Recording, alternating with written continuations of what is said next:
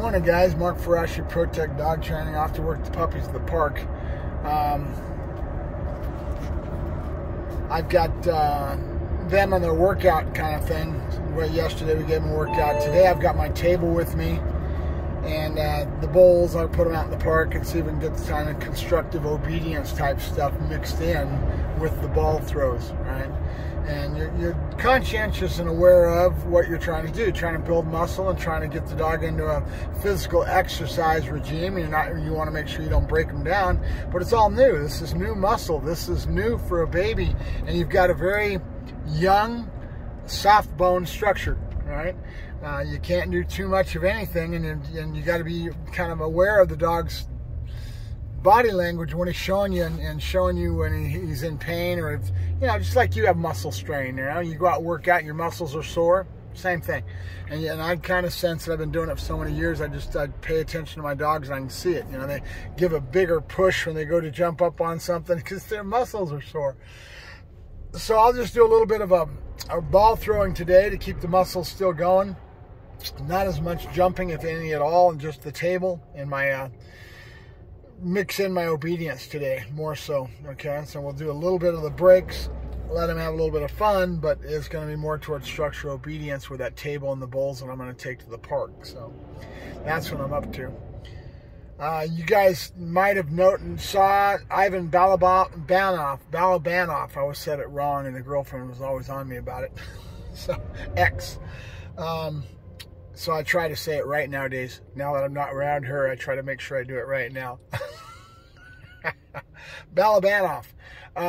Ivan had a video that he just did, a YouTube podcast type of a presentation, and it was all about his points of view in regards to the Ecollar. And I've said it before, and I'll say it again. I have a hard time following that, Ivan. I really do. His brain doesn't think in a linear fashion. And he bounced around about, so his teaching ability in that regards is kind of rough. And then the broken English even makes it tougher, right? So I've always had that problem of trying to follow him and trying to really get quality information in regards to his methods and what he does. Some of it's by design, okay? This man, if you really think about his marketing and what he does, everything's kind of a mystery. You got to go to him and you got to pay him for a seminar, right? It's not like me. When I go out and do these videos, I'm giving them myself freely, right? I'm just puking my guts out and letting you guys have everything, and there's no charge, right? That's me. But you see somebody like Ivan, he holds it back. His cards are held to the vest a little more.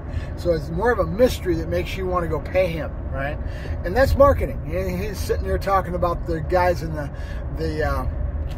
using the e-collars, and this is marketing. It's a neat way to say it, this and that. And I mean, he's very savvy of the industry. He's a lot like me. We get into this because we've been doing it for so many years.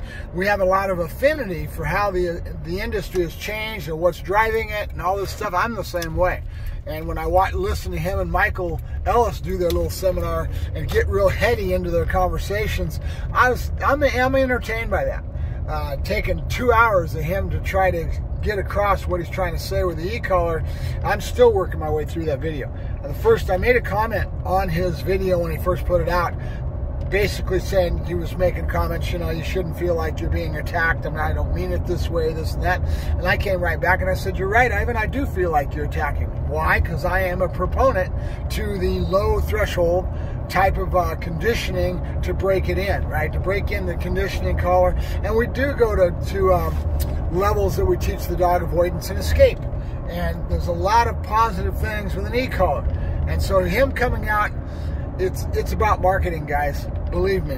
Right now, he had that in the can. He had that sitting there. And if you notice, if you watch it real close, you'll see that there's breaks. Okay, and if somebody's went back through there and made sure that he wasn't so broken with his way of doing things that confuses people, they cleaned it up and they pulled the clips together so that in such a way that it was a lot more flowing in a linear line. That's the problem. He's not a linear thinker, and you don't have to be with a dog. If you know what you're doing, you feel it in your gut, and you build an animal. nobody can take away what Ivan's done. I mean, he started out his presentation by giving all his credentials and what he's done. He's worked for animal regs in the Bay Area. He was at San Rafael Seeing Eye Dog School, which I never knew. And these are all very positive things. You can't take away anything from Ivan, okay? Because he's the man. He's done it. He's been there. He's done it, right? But as a teacher, as somebody that's out there putting forward seminars and things like that, I have not yet paid for any of his information. I've never went to him. I've never paid for it, okay? And I've never tried to think that I know what he's doing. I kind of pick up on it a little bit, but I'm not copying. Guys, I've got more instinct and more doing this and actual physical, hands-on application over the years than most people can shake a stick at. I don't get titles. I don't go on and you can belittle me because of that. You can say, oh, you're not a good trainer because you don't get out there and compete. Think what you want. There's plenty of trainers out there that don't compete. They give their services to the public, and they've got different slants, and they're very good at doing it. There's one guy that specializes in dog aggression. He uses stem collars. He's very good at what he does, all things considered, right? So back to Ivan's presentation. He's trying to make some points about the e-collar. And one of the things that I really agree with him on, there's a lot of things I agree with him on in that presentation, is that it's causing a problem because the acceptance of it by the general public causes them to go out and put an e-collar on their dog, and they don't know what the hell they're doing, okay? Because here's the thing, and this is my point of view, and I've said this before to you guys. I do not like to I will not let a new customer just take a collar and say here and try to teach them from square one. I want them to have a communication baseboard with their animal. I want them to have a good understanding of learning theory, okay, and understand how we condition a dog and how this works before I ever let them get into a collar, okay? It's because of the ignorance. And here's the thing, it's human nature.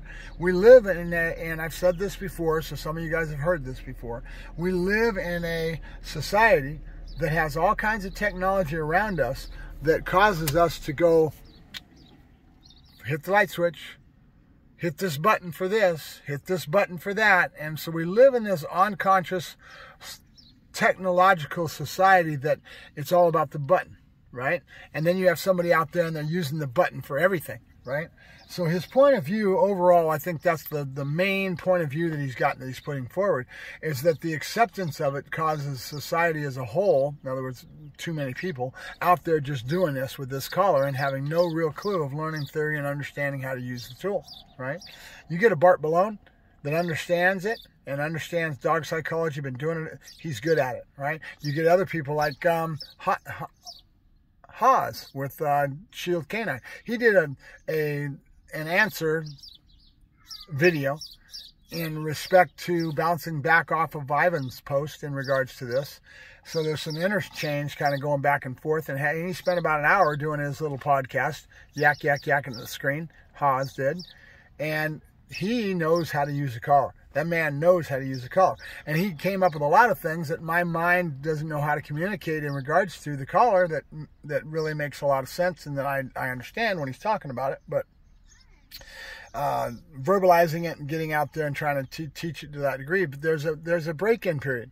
There's a time period of taking the dog and getting him used to this collar and teaching him what the collar is that's on a low threshold. And that's what I advocate, because it's the opposite of the people that are just punishment, right? Because if you use the tool as a bigger stick, you're only punishing. That's only one facet of what the collar can do for you.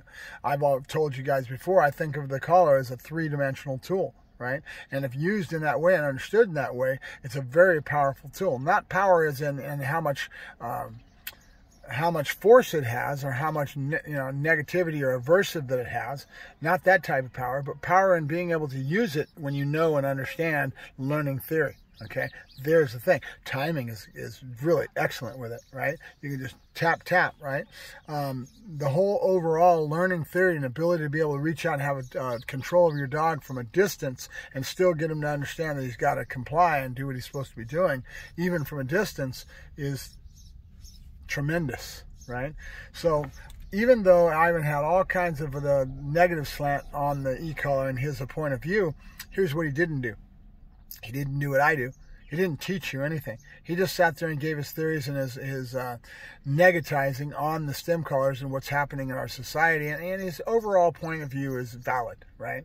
That the acceptance of it, in regards to somebody like me that's advocating it and putting my stuff out there. If you go onto my channel, you see that I've got a whole, in the community tabs, a whole section on the Ecollar, right?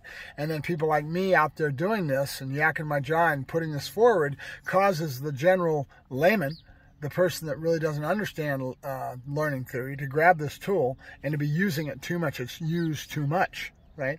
In a way that's not conducive to the dog being productively learning and growing and having this tool to the three-dimensional tool that I'm talking about. That's why I don't let anybody grab it and use it under me unless they have enough under their belt with me that they understand how to condition the animal, they understand learning theory, no, good, and yes, and the communication baseboard that we build out. All the stuff that we use to train an animal, you need that to use this tool. If you don't have that knowledge, you shouldn't have the tool. You shouldn't have it, and you shouldn't be using it, because you are going to have a tendency to be using it in that human fashion of just turning on a switch, using it for everything. And you lose the concepts of what it's all about in a conditioning tool, right? That's, he pointed that out a couple times where he was talking about, you got the concept of teaching a dog to turn off the collar. He kept using a verbiage that I didn't like, but it was all right. The verbiage that he was using, and I can't think of it right now, but I will when I least expect it. It'll pop in my brain. I'm still working my way through that video of his, right? When I made my comment to him in that video, and there's a comment that I made, you can go back and find it probably amongst hundreds of other comments, but you'll find it, and I make a comment about him not advocating it and stating that he doesn't use it, he doesn't agree with the stem collar, he doesn't use it, that you basically, his overall premise is that you can basically train a dog without one, and he's correct, okay? He's totally correct in that respect. But the power of the tool and the ability to have this conditioning tool in the right hands is a tremendous asset for those that are good at using it and understand learning theory and are using it in the right way and aren't overusing it. That's what his point is. You know, the overuse of it is the negative of this tool. And he's right. If we cause it to be so accepted by society that everybody and their brother's grabbing it and they don't have a clue how to use the tool and really understand learning theory and really understand how to condition a tool, condition an animal in the right way, and you're trying to use this tool, you're going to be overusing it and you're just hitting the button, right? And that is not a good thing. Right, and then his point is well taken. So there was a lot of good quality points of view that he had overall in the thing, and I'm still not done with it. I still got to go back. I have a hard time. My brain just goes, 2 hours of this? Oh man, I had to work my way through it. And then here I am yakking at the screen, and you guys are probably tired of me yakking too. You get overused with my yakking. But so I'm going to go back and I'm going to listen to it 2 or 3 times. He's asked folks that do listen to it to not be put off and don't feel like you're being attacked. That was one point of view, and I right away said, yes, I do feel like I'm being attacked. And then the other thing that he did was was basically my point of view was that I need to work my way through that and keep an open mind. So I when I first replied was about a quarter of the way through. I think it was maybe less than 30 minutes before I reacted and had to reply, right? And then I'm about 3/4 way. I'm an hour and some odd into it now, and then I'll keep listening to it. I'll come back and I'll try to ferret out the high points of what he was trying to say. And again, I have a hard time with Ivan because I just can't wrap my head around the way he communicates, and he's not linear in his thought process, and it makes it tough. You know, he's a hard one to learn from, and everybody wants to go and try to learn from him, and he has that negative as far as a teacher. I don't view him as far as, because of his lack of English and because he's not linear in his thought process. Maybe he's different in a seminar, I don't know, but I would find it hard to go pay the man for learning from him when I'm not really able to soak in what he's giving, because he doesn't have the ability to communicate in my fashion. Everybody learns differently. And I love Michael Ellis, because Michael Ellis is really good at being able to communicate, and you pick up right away. I soak in his stuff like you wouldn't believe. Ivan I have a hard time with. right? So we'll find out, and I'm going to go back and I'm going to listen to the video again and again. I'm going to work my way through it, and I'll do another one of these and see if I can kind of reply to Ivan in a big way of my points of view. And then if you haven't seen Shield Canine, Haas, go watch his video and reply to Ivan, and basically he's dovetailing off it. He's echoing back in his points of view versus Ivan's, and he's giving his, and he's good at it, obviously, because he knows the verbiage, he knows how to express himself. He's a better communicator than Ivan, right? You're going to learn more from a better communicator. I don't care how many trophies you have on the wall. If you're a teacher, you need to be a good teacher, right? Hopefully, right? I try to be the best teacher I possibly can. That's my whole goal as a dog trainer, knowing that your job is to educate the public. You are a teacher, and that's what I thrive on. I love to teach. That's why I sit here and yak at the screen so dang much, right? I'm trying to pass on my knowledge to the masses in such a way that they learn and grow, and then it helps my market. People getting to notice me, and they start to come to me for services, right? That's what it's all about. But I'm not marketing right now. That video that he did, Ivan, was in the can. Okay, it sat there until he wanted to release it, and he released it right at the time that he's in California with a major IGP event, right? There's marketing involved in that, people. No matter how much he disparages marketing, that he's talking about all the people that are into stem collars are all about marketing and saying things in the right way, and it's all about marketing this and that. What do you think he's doing right now? Oh, this isn't the place to teach it to you, but it is a mystery that makes you want to go pay him, okay?